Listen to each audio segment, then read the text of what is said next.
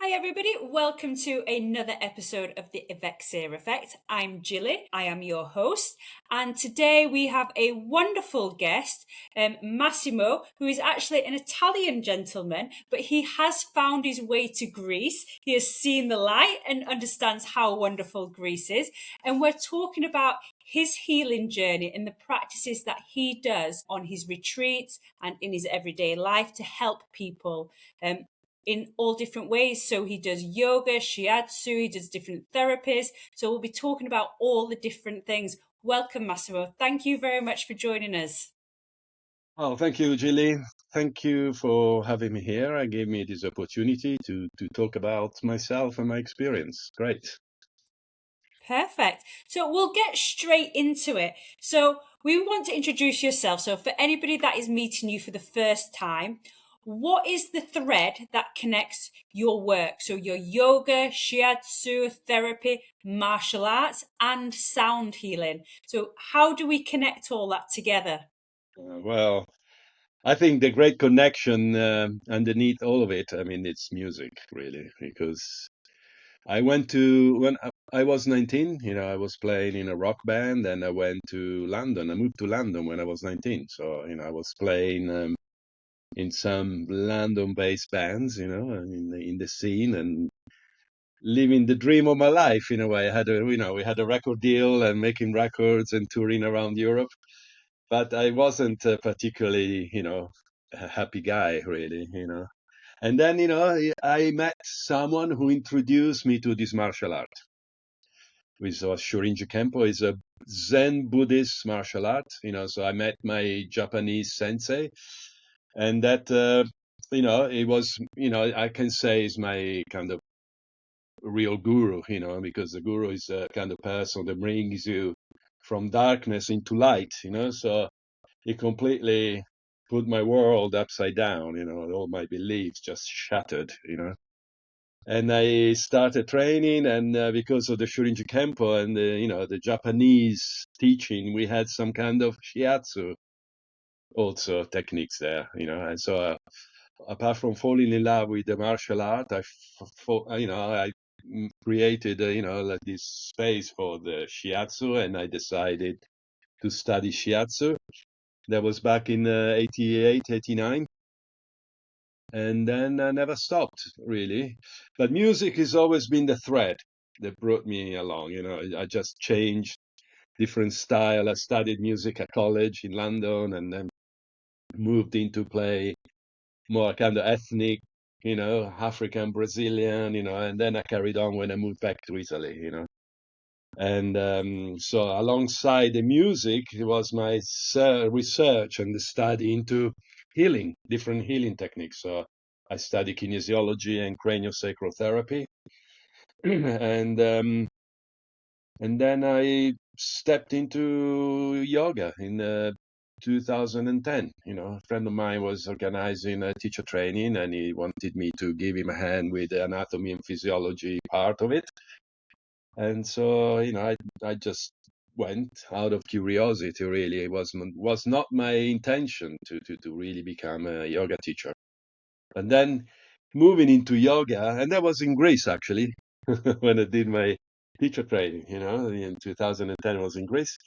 And then, yoga, without really also recognizing it, I mean, it became slowly, and now just took took its pace, and then now it's become my main profession, really, or my main activity, you know.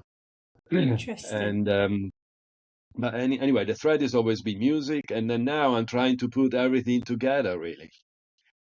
Like using because also I teach yoga therapy and integrative medicine, so I use yoga therapy with some ideas from Shiatsu and Chinese medicine and also Western kind of manipulative techniques into one format, really, and also music. Okay, really interesting. You've been teaching since 2010, you've just said, and you've been practicing most of your holistic disciplines since 1992. What do you feel you understand now that you simply couldn't have understood right at the beginning? Well, the actual studying, and I'm still studying, of course, like yoga and yoga therapy. I mean, because in yoga and Hinduism, we have such a vast amount of knowledge and literature. And of course, you can take your learning to different levels. To me, what captivated me in the last few years was more like the devotional side of it. Studying the vibration and mantra and singing and like meditation. And that's now what I understand. um, I'm more interested into inner research. Like what I understand now is like it's more about before it used to be more like of a, even in the therapy used to be much more of a mechanical symptom related approach. Nowadays, I like to think about, like every human being is in his own journey, and I have to respect everyone. And but also, I try to see human beings and people as a kind of more like divine entity, really. And so I like to also think about, we are not just the symptoms of the disease we have, and I try to um, um, and I try to develop this idea of salutogenesis. How can I bring health in someone's life? Not just concentrating on the symptoms, but also generating space for the promotion of well-being and promotion of health, basically. Okay, so We have a divine, we have a soul, we have an emotional, we have a mental side, but also because we're very much concentrated on symptom and the pathology, I want to concentrate on the person and see if I can create some space for health and well-being to be promoted, basically. okay, so what was the curiosity to go down this route?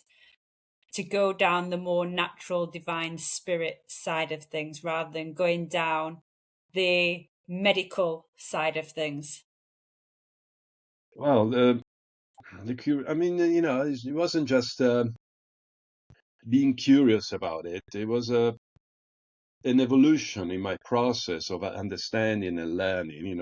Of course, you start and you're like very much, influenced by the Western side of view of things. Like, so if someone comes to you and he has a backache or a problem in the shoulder, you want to make him feel better. You want to get rid of his pain. You want to get rid of, we have this kind of um, pathology oriented and then symptomatology oriented approach. And but then as you move on, like you become more sensitive to all the subtleties and the actual energetic physiology of the human being. So you move away from the more like bodily related symptoms, and you concentrate more on the subtleties, but also thinking that we are all human beings and we are doing an experience in this mortal dimension. And of course, we are surrounded by family and, like the do and the don't, like the rules and, and stress, everyday life, So I have to take into account all of this, and I ask myself how I can help the person to take more responsibility in their own hands about health and promotion of health. How can I help them to, in a little journey to self-healing, really? So was this the creation of Holismos Arti per la Salute? This is how you got to create this vision, this brand back in 1999? Is Yeah, this, absolutely. yeah? uh, And was there something that you were wanting to achieve, or is it something that you just naturally did? Yeah, I mean, Shiatsu, I mean, back then I was just practicing Shiatsu, okay? So, and Shiatsu, I mean, it plays it itself into the more kind of wide uh, realm of promotion of health rather than curing, okay?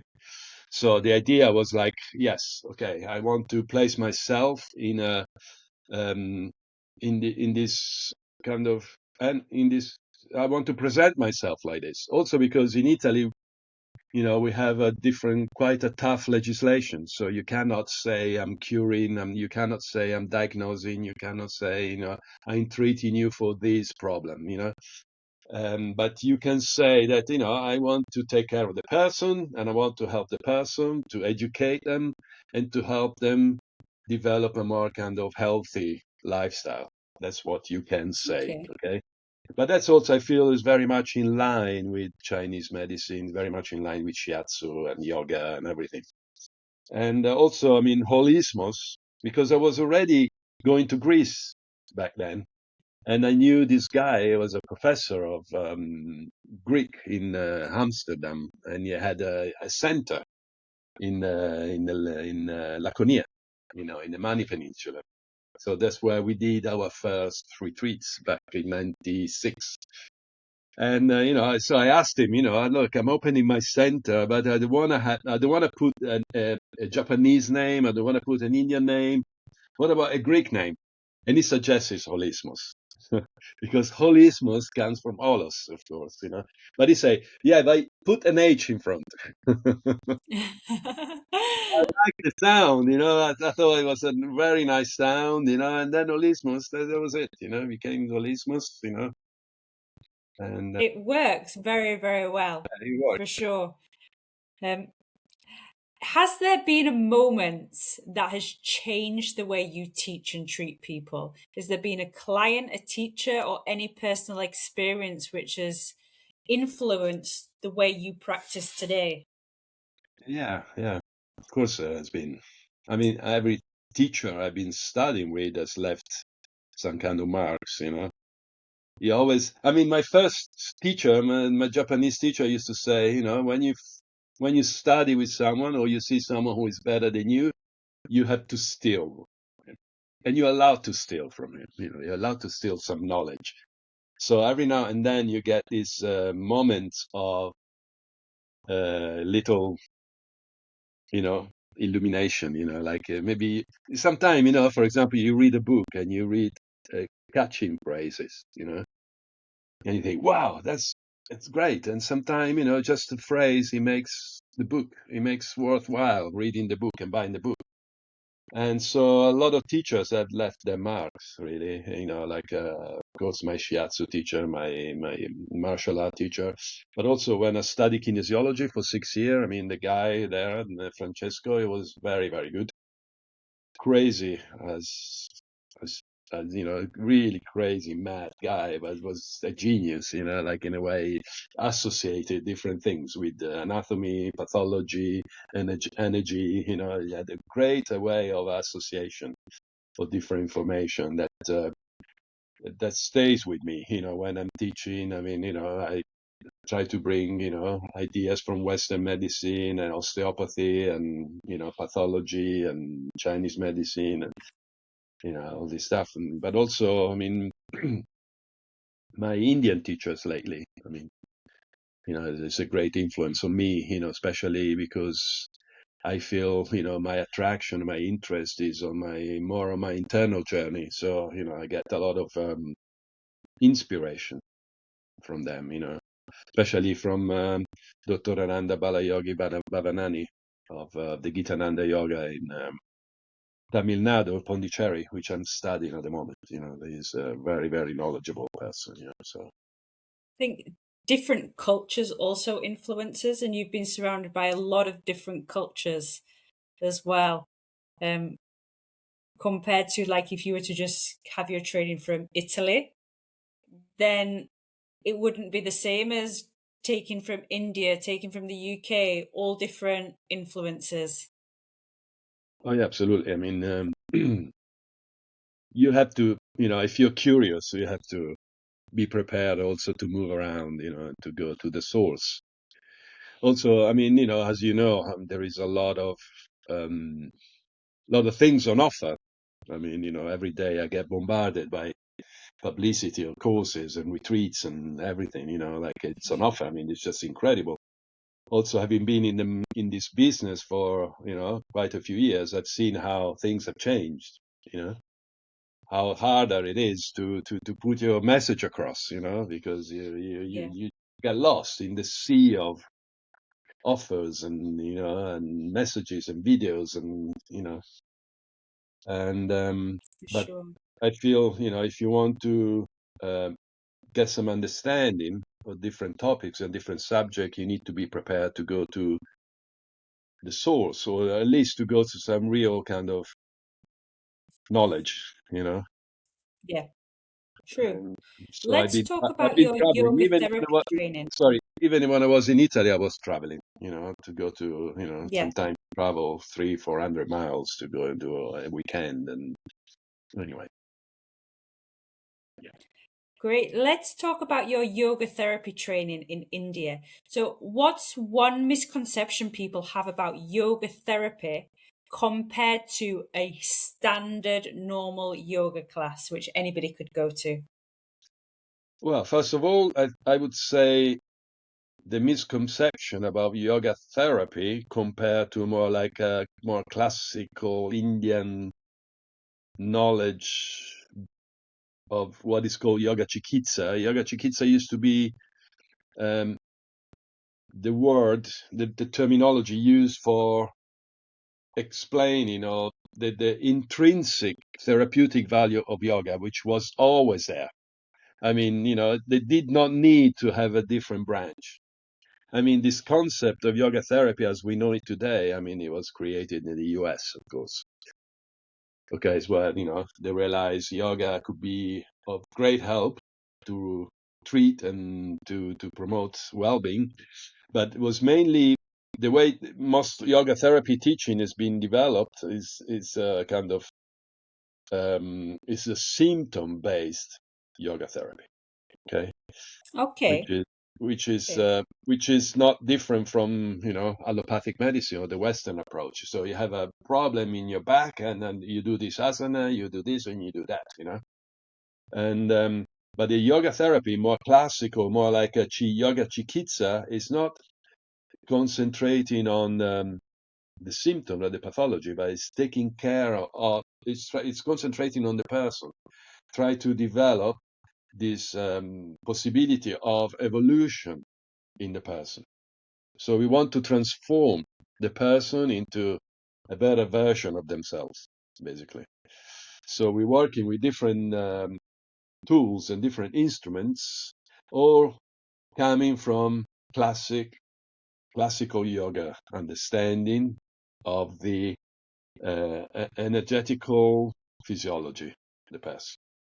So okay, not kind of symptom based or pathology based, but more like salutogenesis, like I mentioned before. We want to promote health, and how can I improve the lifestyle of this person? Basically, it's a kind of lifestyle medicine. And of course, it's okay, very much different from a normal yoga class because generally yoga therapy is done one to one because we want to address the actual, need of the person. Okay. So, and also okay, we want to follow up each session. We want to perhaps add a few more things, and as the person improves and improves their energy level, then perhaps we add a few more tools. And we mainly work with only a few asana, maybe one or two, maximum three at a time. We work with different pranayamas according to the situation. We use, mudra, we use mantra, we use a kind of chanting and vibration, and of course we use relaxation. Relaxation is the one of the most important healing tools that we have, really, because people cannot relax anymore, and most of the problem are related to the excess of stress. it's it's true. Like when we do feel stressed, the body tenses up, Oh therefore yeah. is unable to recover from anything because we're like in a world of stress all the time. We're holding our body wrong, and therefore we can't release anything. And Sure. it's stress really does not help, which leads us on to really the next question. So when somebody is stuck, they're in pain, they're suffering from anxiety or fatigue, where do you actually start? Breath, nervous system, movements? What's the starting point with your clients? Oh well, good question. Well, you have to think about, like the condition of the person, really. First of all, what kind of disharmony, okay, or let's say what kind of symptoms, and also, how is the energy level of this person? Sometimes, like with some people, you can start right away with some asana, okay, in order perhaps to help to reduce the person, the pain. But most of the time, maybe with some people, you have to start with simply laying down, and perhaps they have the legs up the wall, relaxation, and do some breathing exercises because breath is very, very important tool, very important function that we have. And people cannot breathe properly. My teacher says, a Do you lot of know how people, many most times people, I have this conversation with regards to breath? It's in every single podcast episode we do. We talk well, about it's people true. I unable to mean, breathe. it is true because when I teach pranayama, I mean, very difficult for people. My teacher says, Dr. Ananda always says, most people breathe to survive. Very few people breathe to live. Yeah, Okay, so if you control your breath, I mean, you're more in control of your life or every day's life. And but also, I mean, you have to understand that if you want to move the person from one place to another, let's say the person is stuck, problem, pain, low energy, to move that person from one point to another, that person will need energy. Because if she does not have energy, or if he does not have energy, there's no chance to move. So, most of the time, what I'm faced with is, first of all, try to stop the victim attitude in the person. So we okay. very much like to play the victim, oh yeah, well, I was doing this, but it was too far, it was this, the family and the work, I have no time, and I'm really being in a bad place, So stopping victimism is the first idea. And then empowerment, so you need to create this kind of idea of empowering someone. That means increasing the level of energy. So pranayama would be, fundamental to work with, breath and, pranayama exercise to expand and purify the prana, relaxation. But of course, at the same time, I mean, if someone comes with a pain, I want to do something to reduce the pain. Okay, because also, I mean, I need the person in Yeah, a short time to understand that, she's or he's on the right track, so it's not wasting time and money, So you have to keep an eye on both things, So first of all, kind of, let's say, marketing wise, I need the person to feel there's something working, there's okay, yeah. it is working Yeah. because I feel more like, you know, I mean, You I feel feel freer. more flow You and feel more freer and no relaxed. pain, But sometimes, the pain is still there, but the person will say, well, but I feel better anyway. The pain in my back's still there, but I feel better because I can move better, but I slept better, and my intestine is working much better, and I feel more relaxed, So you need to So also you're think about, allowing them. yeah, you have to think also about secondary symptoms, because the person would Yeah, come and say, yeah, my pain is still there. But yeah, but yeah. what about your digestive problem. Well, now that you're thinking about it, yeah, it's better actually. I didn't have that pain anymore. I didn't have the kind of heartburn anymore, for example. And so we're slowly So, moving to improving the energy, empowering the person, and then teaching the person how to do like a little sadhana, little practice, and to incorporate in their daily life, like some kind of ideas, so they can take charge and take responsibility of their own health. That's, I think perfect. that's my main vision anyway.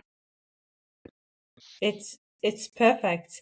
Let's move on to Shiatsu, which, to be honest, I don't really know very much about Shiatsu. And you've been teaching it for over 30 years.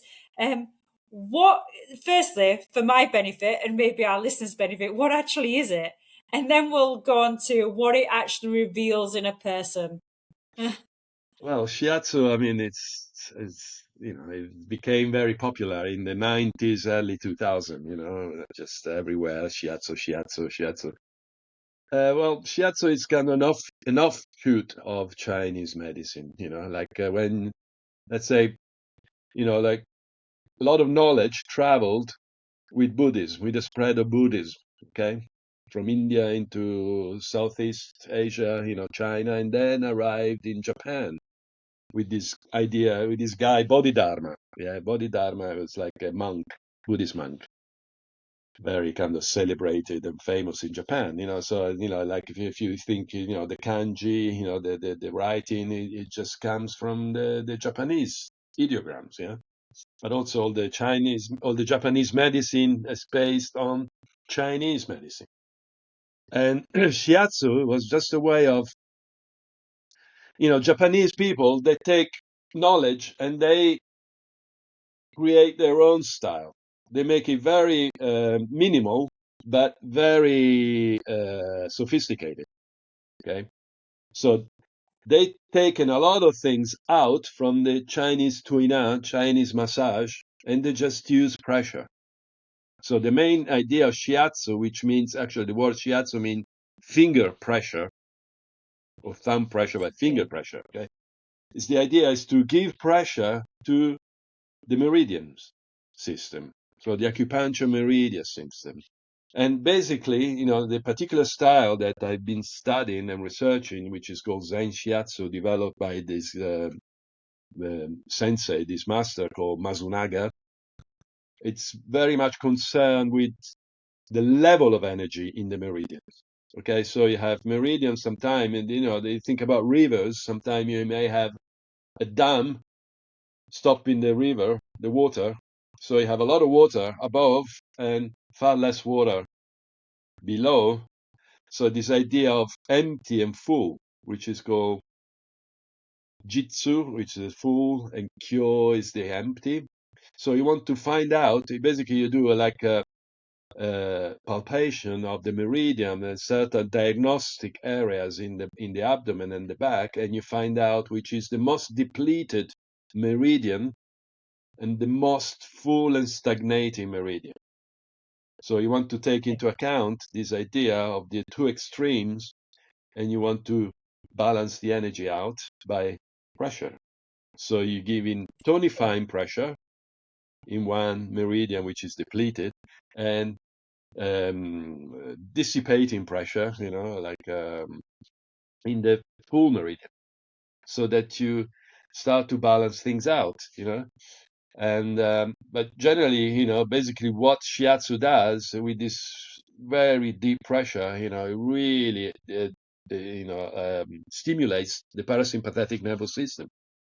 So you stimulate the Okay. self-healing power that everyone has. And it's very, very deep type of treatment. And if it's well done, I mean, it's just a great treatment. I mean, I had many, many different massage things. I mean, I like massage, any type of massage.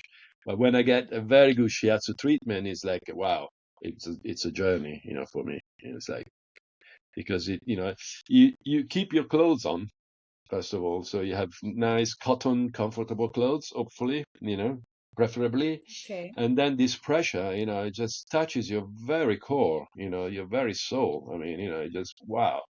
You just drift away. Basically, you stimulate your alpha theta brainwaves. You go into kind of half asleep. You know, where I when think I you are need to experience this. especially when you are in the theta state, that's where healing happens. So it's Yeah. very, very, very Wow. nice and very soothing, and it can be quite sometime in certain areas. I mean, people experience quite tenderness in the points and pain, but it's a good type of Yeah. pain. It's not excruciating. You're making me want to experience this. Oh, yeah, So I need to find somewhere here on yeah, course yeah, that does you have to that. come to You have to come to Lesbo. Yes, yeah. Or I'm coming to Lesbos for sure. Um, what does this reveal about a person that words often don't reveal? Um, uh, well, I mean, the interesting thing, I mean, Masunaga, this sensei, this teacher, was also a psychologist by trade. So he kind of associated a lot of. I mean, he was like many Japanese, like he was a workaholic, yeah, like working all day long, maybe doing 10 or more treatments per day. But being a psychologist, did a lot of research into the association between uh, emotional, mental uh, deviation, or if you like, or characteristic of every meridian system. So you find out that when you have um, depletion of lack of energy in one meridian, you more likely manifest not just physical symptom, but you may likely manifest some kind of emotional distress or mental kind of beliefs. So that's Okay. very, very interesting. So you can have, I mean, it changes the way you look at people, the way you look at humanity. And the way the person walks, and the way they express, with the posture and the voice, and I mean, there's many different ideas that you can gather from people, even from the moment they call you on the phone. There's like the tone of voice it's the person talking very fast. Is she expecting to solve the problem, or just playing the victim, or playing, it's just really interesting the way you try to read between the lines, and see, yeah, but what is this person saying really? And does this help you decide what treatment the person is requiring, whether it is hands-on or whether it is movement-based? This understanding, is that how you make that decision? Yeah, also, yeah, I try to, whenever it's possible, I try to integrate things. The thing about movement and breath work and pranayama, that you can treat someone, and then maybe you see the person the following week or after 10 days, but at least you can give some kind of little homework to do. Say, you should perhaps try to work on this breathing exercise, or, maybe relaxing with your legs up the wall, or find a good position, put some cushion, and just breathe in your belly, and just try to relax and do these twist exercises, whatever, depending on the condition, really. But it gives you some kind of integration, and then it's a kind of added value. When people come for treatments, then it's like it's an added value, because they can say, well, Yeah. this guy, it's really good because it's not just giving me the treatment, but it's giving me some kind of work to do, so they can spend whatever, Yeah. 15 minutes a day, or 10 minutes a day, or 20 minutes a day. So it's just about education, and it's about empowerment again. Okay. Yeah. Perfect. So, talking about education, you've also trained nurses. So, this is like linking that bio nature part together. Um, y- so, when you've trained these nurses, you've integrated the techniques with the pain management. I assuming that's what you were doing. How did you experience, or what did you experience? Yeah. between, I don't know how to actually really word this. Is there something connecting the wellness space and the pain management space? I'm sure you can Well, elaborate much better than I well, can first, question first, this. yes. First of all, I was contacted by the National Health Service, the local National Health Service, because of direct um, contact with the people who organize the courses. Basically, what happened is like there was one obstetrician who had a very bad back problem. She had a very bad sciatica, and because of herniated disc. Okay, so she had to have the operation. She already had the operation plan, and I knew one of the doctor who worked in in neonatology, and the doctor say, well, why don't you go and see Massimo, And then she came, this woman, she was called Elisabetta, and she was in terrible state, really big pain, and she had already the operation planned, So I gave her a few treatments, and because I had my studio, I was on the first floor, so I had a couple of flights of stairs coming up. So when she was coming up the stairs, every time I could hear that she could walk much better up the stairs. But anyway, then she kind of recovered. I mean, she was like, wow, she was healed, so she didn't have the operation. And because of that, when they had to do some courses, I mean, they had some courses planned, they had this training that they have to do periodically. So one of the training was on pain management. So they had, and I think at that time they had an anthropologist talking about pain from in different kind of cultures, and then they had a doctor specialized on pain with the latest kind of drugs. And then they asked me if I was interested on doing a couple of days of workshop for the nurses on pain management with, bodywork. So I did. And what happened, my course had the best feedback of all. So they asked me to do a follow-up. And then they asked me to do a more and more and more. At the end, I did, almost 400 hours in 2 different hospitals, working with nurses. Yeah. But the idea was not to substitute my work to what they were doing from the therapies they were doing. But, because if you are hospitalized, of course, people who are hospitalized, they all experience some kind of discomfort, secondary Yeah. symptom, let's say. Maybe you have a back problem, maybe you have, like hiccups, you have insomnia, you have problem in the shoulder, you have restlessness, like anxiety, that kind of thing. So my work was like, how can we work on secondary symptoms? And the idea was, doctors are already taking care of the disease. I want to take care of the person, because the person is not just the Yeah. disease. I want to take care of the person. And then it was very And interesting because the whole idea developed and developed, and then it culminated into a kind of conference where there was this guy who came from New York. He was a Shiatsu practitioner who worked in the Presbyterian Columbian Hospital in New York.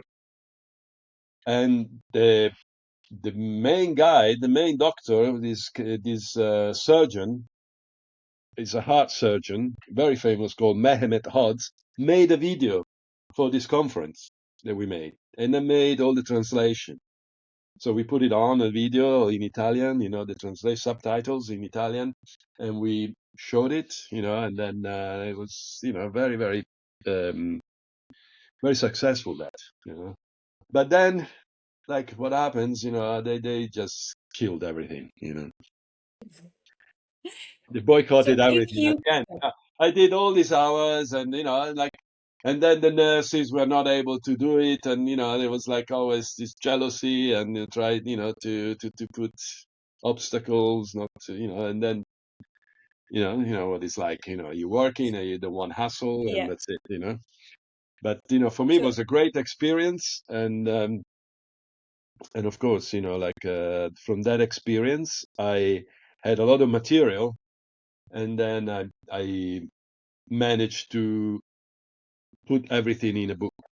Like which is Hospital Without Pain. I mean, it's the book is printed in Italian, but also we have it in English on Amazon and Kindle. okay. I reckon that's a very fascinating read. You'll have to send me the details for that, the link, so we can put that on the podcast link when I share the information. Because I think for a lot of people to be able to take away their pain would be so beneficial, and the recovery time from their disease would probably be quicker I tell because they're you, not suffering as much.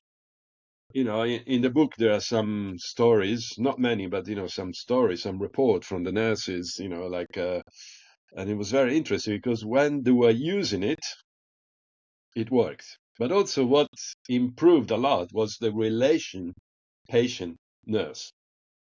Because, if Yeah. you have 5 minutes and you put your hands on someone, I mean, that will make such a big difference. I mean, that person would Yes, for remember sure. you, would ask for you, because, I The mean, power this, of touch. yeah, the power of touch, heart to heart, it's Yeah. not just, but also, I mean, there was several instances where, they could not, for example, one nurse told me, like that she was called in emergency because there was this uh, 8 months pregnant woman, okay, with terrible migraine. She was vomiting, migraine, so they couldn't give her any kind of strong painkiller because she was pregnant. So they kind of remembered. So they called her from the few floors up. And so she went down in emergency and she did what I taught her. And this woman fell asleep. And when she woke up, she felt much, much better. So it was like, that was the idea. I mean, it's not about, this kind of substituting what we do or thinking that we are the best, but, if you put the patient at the center of the care unit, then the winning approach would be to have an integrated approach. Yeah, like different, you Yeah. know. They complement one another. Yeah, It's absolutely. bringing two things together to complement And rather than working it wouldn't, against. it wouldn't be more costly. Actually, I would think it would save money Yeah. because it would save on hours of hospitalization. You could cut the period of recovery. You would save drugs. Sometimes you don't have to use Yes. drugs, and This could get into a political talk, and it's about changing the way people think. And we yeah, could do a whole podcast on that whole concept. yeah, But yeah, I think we need to read your book. I think that would be really fascinating. yeah, yeah, But we are going to move on to your yeah. sound related healing. So, as you mentioned right at the beginning, this all comes from your love for music and your passion for sound, and I'm guessing now sound and vibration. What do you mean by sound as a technology for health? You've used that as a phrase. Um, well, sound. I mean, everything. I mean, we live in a vibratory universe. Everything is vibration. Okay, and well, sound, especially like the sound we can produce with our own voice, has a great impact on our being and our mind and our body. Like and so I think it just. I mean, sound. It will. I mean, you have to think about sound and vibration as one of the latest frontiers of health and cure. I was listening to this doctor. She's an Indian living in the US, but she did a lot of research on sound. And she was saying that, like some of the research they did is like when you give some drugs to people and you make them chant, using vibrations, certain vibrations, certain mantra, they found out through clinical experiments and analysis that the principle of the drug will be carried much more easily and much more deep. Okay, so it's a very, very interesting thing. Okay, and of course, I experience sound, almost every day with the yoga. I always do kirtan and chanting, but also I do sound healing treatment. But for me, the turning point was when I worked in a hospice with dying people. And the last chapter on the book is about my experience working in the hospice, helping people to leave the body. But the effect on the mind and the psychology and the anxiety, I kind of knew about it. What really stunned me was the effect on pain. Because when I was treating, for example, I remember this woman, she was 49 and she had bone cancer and she had metastasis everywhere and real pain. So every time I treated people, they had to fill in a form with a kind of clinical datas like pain 1 to 10 before the treatment and after the treatment, anxiety, life force, nausea, everything. So she experienced a lot of reduction of pain. So, for example, she was saying, I have pain in my leg, really excruciating pain, even with morphine, it doesn't go very much down. And I was placing the Tibetan bell, playing on the leg, and she would go from 8 or 9 pain, out of 10 pain to down to 3 after the treatments, so that was very, very interesting. So, I mean, for me, it's still a field of research, and I'm very, very much interested into these fields.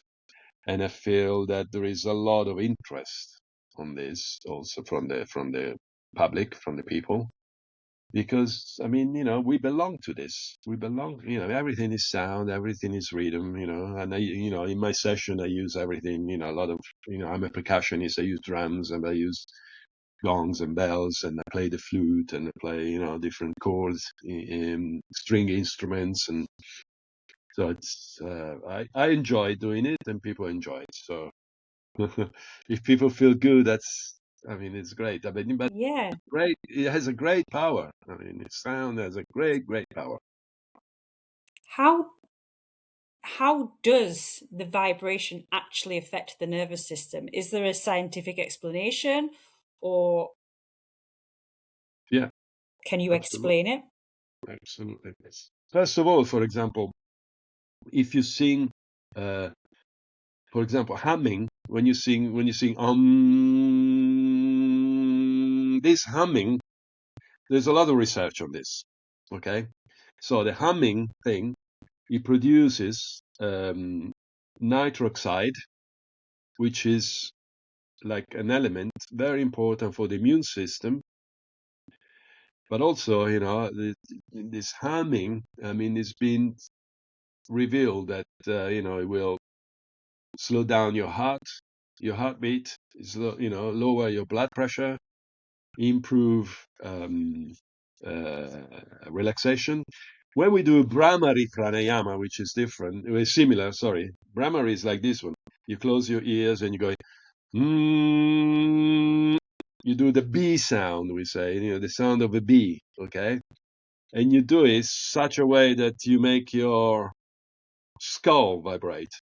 And that produces a very nice cooling effect on the brain, on the mind and the brain and the nervous system. If you do it for a few minutes, I mean, you actually feel this kind of cool, and your Wow. tension slows down and your brain, relaxes, so you have a great effect on the creation of different neurotransmitters. It will release more endorphin and enkephalin. It will just promote this sense of profound relaxation.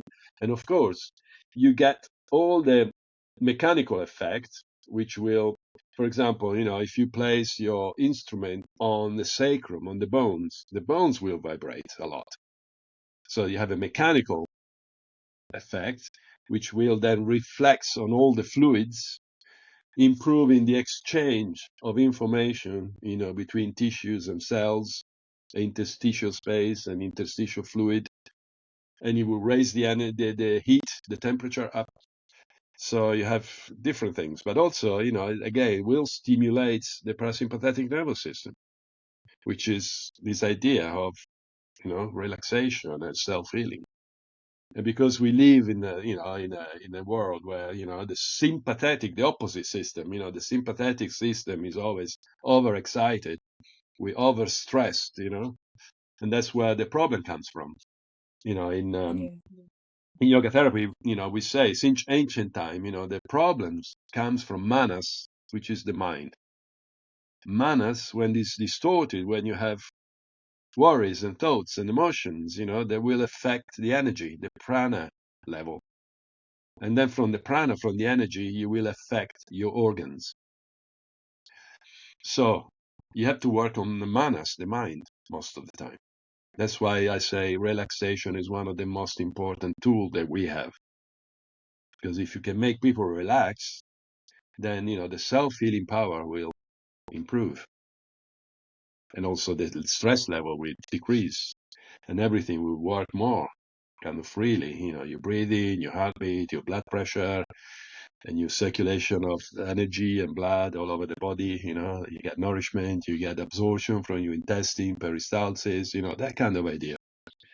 So by using vibration, you affect the body on the biochemical level side, on the mechanical side, on the emotional side, and it's all very much related.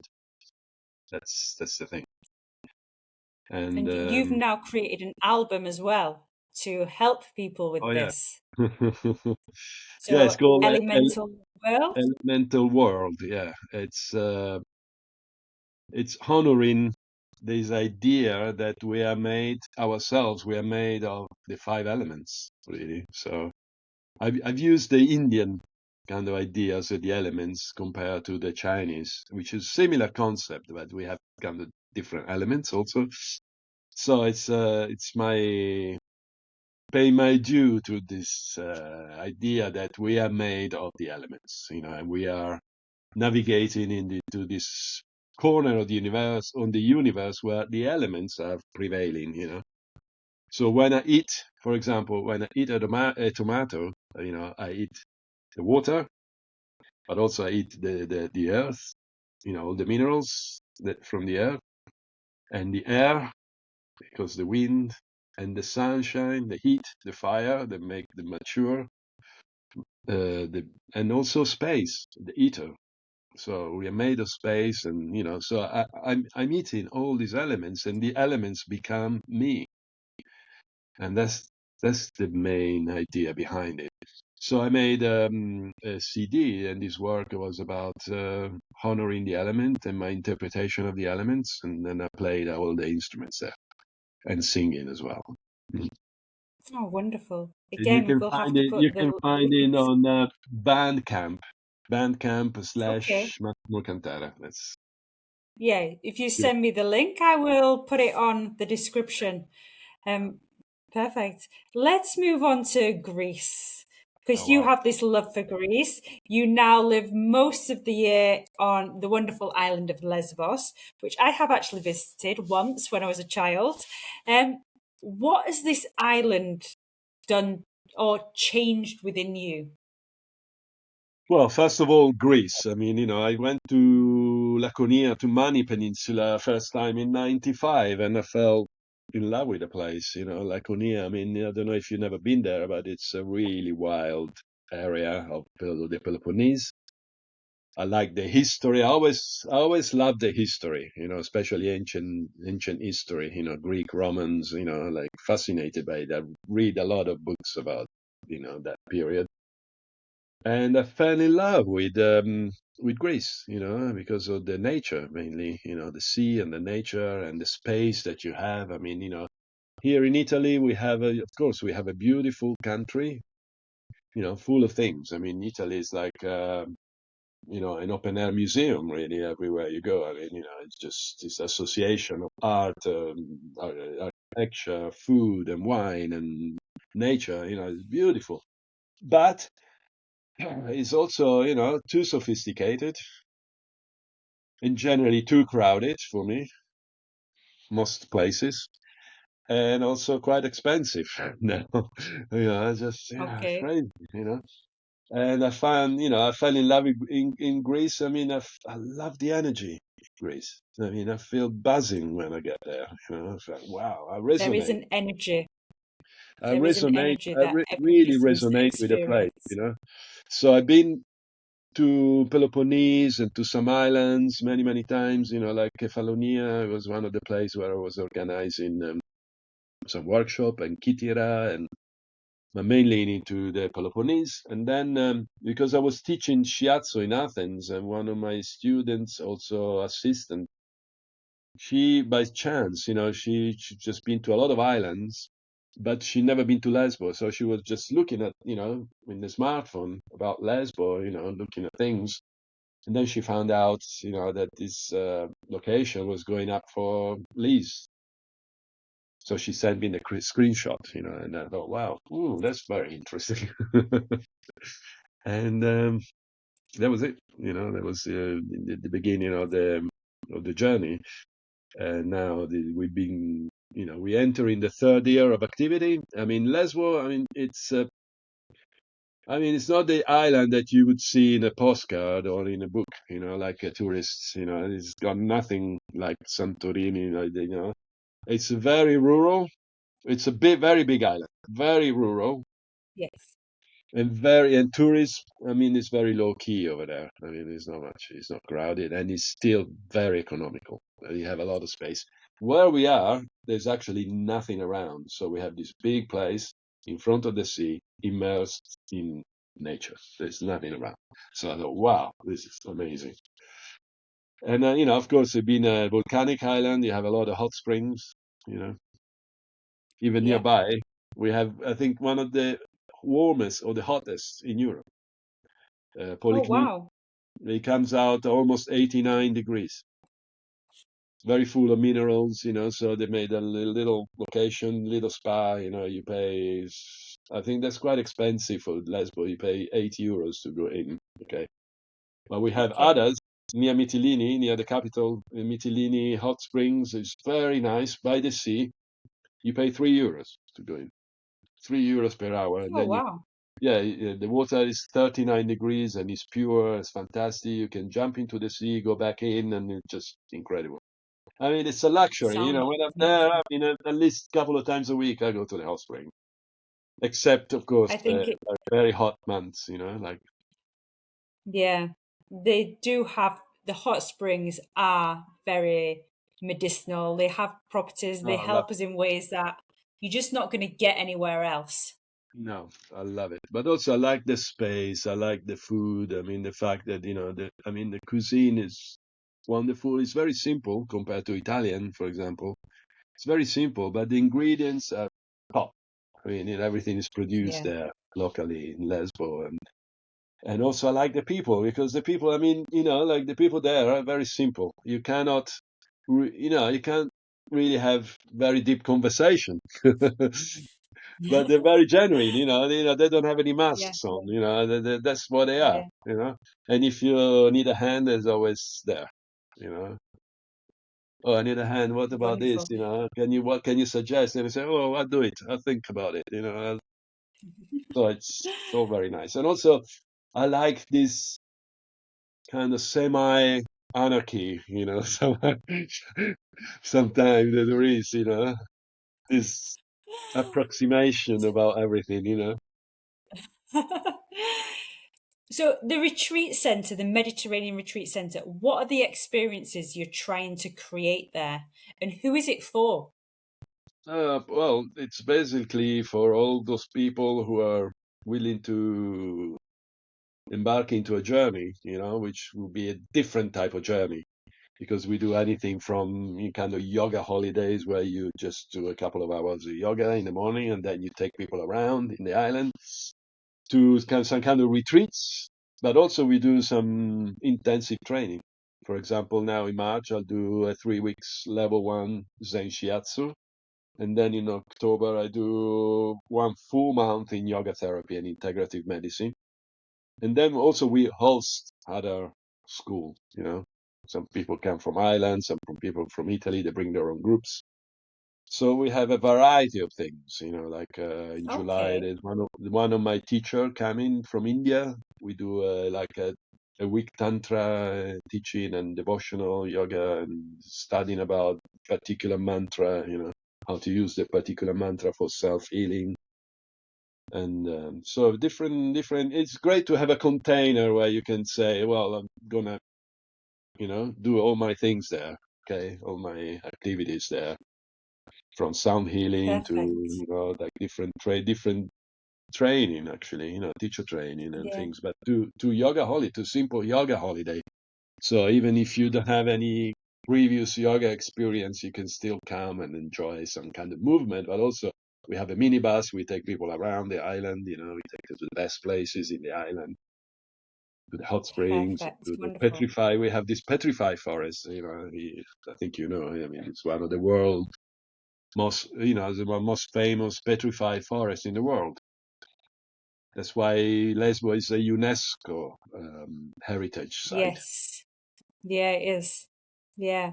Um, so to find you, so obviously most of the activities you can find on retreats in Greece or the retreat centre. But if they want to research or find more about Holismos, etc., what's the website? Do you have a website that people can go to? Well, first of all, I have my own, which is Holismos with an H, holismos.com. But also we have the center, which is Mediterranean Retreats Center.org, Okay.